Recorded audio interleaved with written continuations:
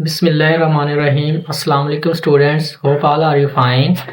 आज हमारा टॉपिक है जी फर्स्ट चैप्टर का थर्ड टॉपिक है जी algorithm.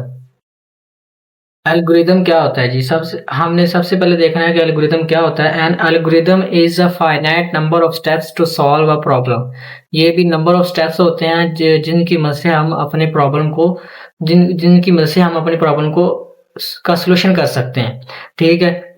The steps given in the algorithm are in a specific order. उनका एक स्पेसिफिक ऑर्डर होता है। द स्टेप्स में consist of input, process, decision and output.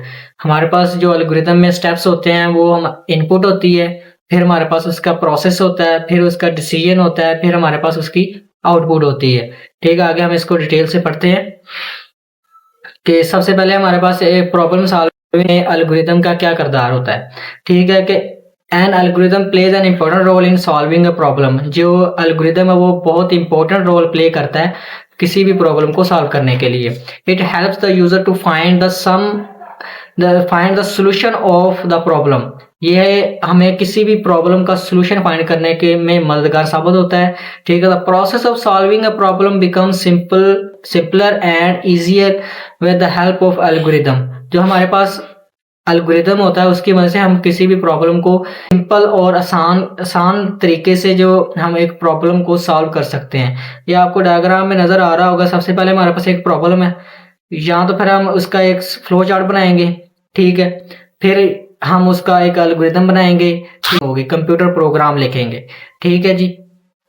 Next हमारे पास इसकी फॉर्मुलेशन ऑफ एन एल्गोरिथम, कि हमारे पास एक एल्गोरिथम वो कैसे बनता है। ठीक है, सबसे पहले तो हमने उसका स्टार्टअप पॉइंट लेना होता है कि जी यहाँ से हमने यहाँ जी हमारा स्टार्ट है। ठीक है, देन हमने लेनी होती है उसकी इनपुट। ठीक है, हमने यूजर से कोई भी इनपुट लेनी है।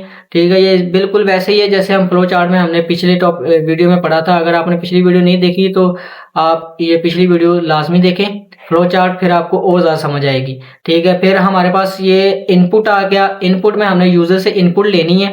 ठीक है, कि यूजर जो भी वैल्यू चाहता है वो अपना इंटर करे और हम उससे इनपुट उस पर जो भी प्रोसेस करना चाहता है वो पहले यूजर जो है वो इनपुट देगा।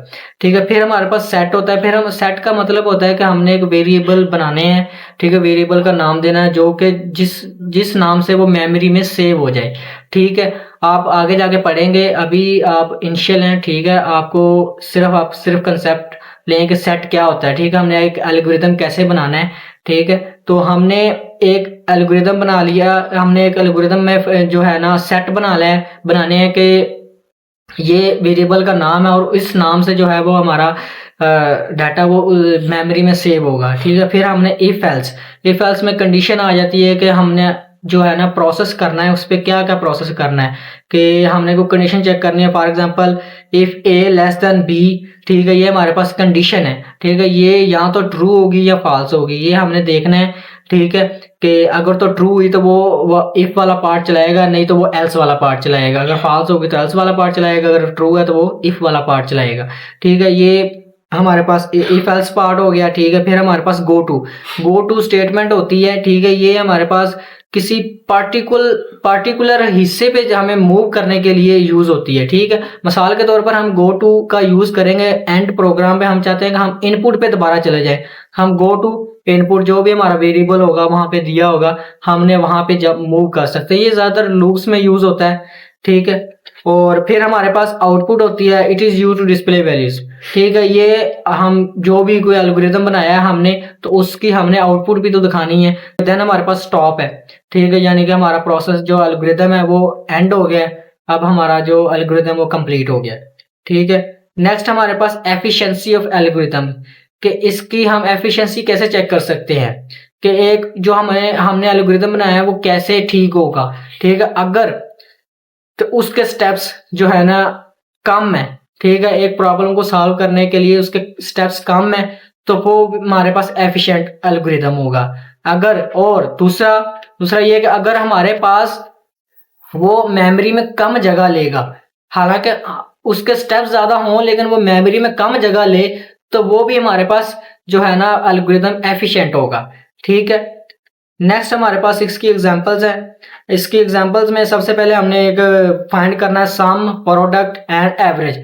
हमने सबसे पहले देखें स्टार्ट किया, फिर हमने इनपुट नंबर्स लिए, ये नंबर लिए यूजर से n0 n1 n2 n3 n4, ठीक है। देन हमने उसका सेट बनाया सम के नाम से, ठीक है। सम के अंदर फिर क्या करे जी, उनको प्लस कर दे, ठीक है, ऐड कर दे, n0 n1 n2 n3 और n4 को ऐड कर दे, ठीक है। उसमें जो ऐड करके वैल्यूज है वो सम के अंदर रख दे।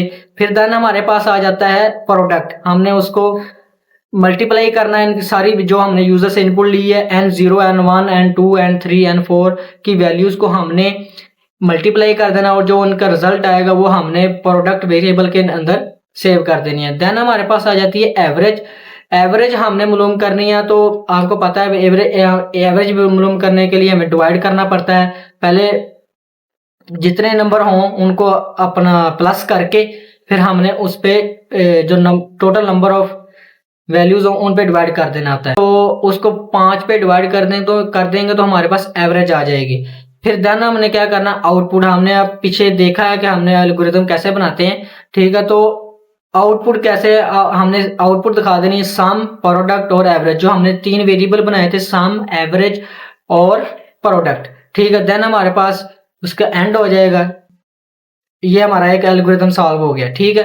देन हमारे पास एक और एग्जांपल है कि find the acceleration of moving object with given mass and the applied force, ठीक है। सबसे पहले हमने इसमें क्या करना है, स्टार्ट करना है, ठीक है। फिर हमारे पास इनपुट नंबर यानी कि फोर्स लेनी है इनपुट, ठीक है। फिर हमारे पास सेट एक्सेलरेशन टू फोर्स और मास, ठीक है।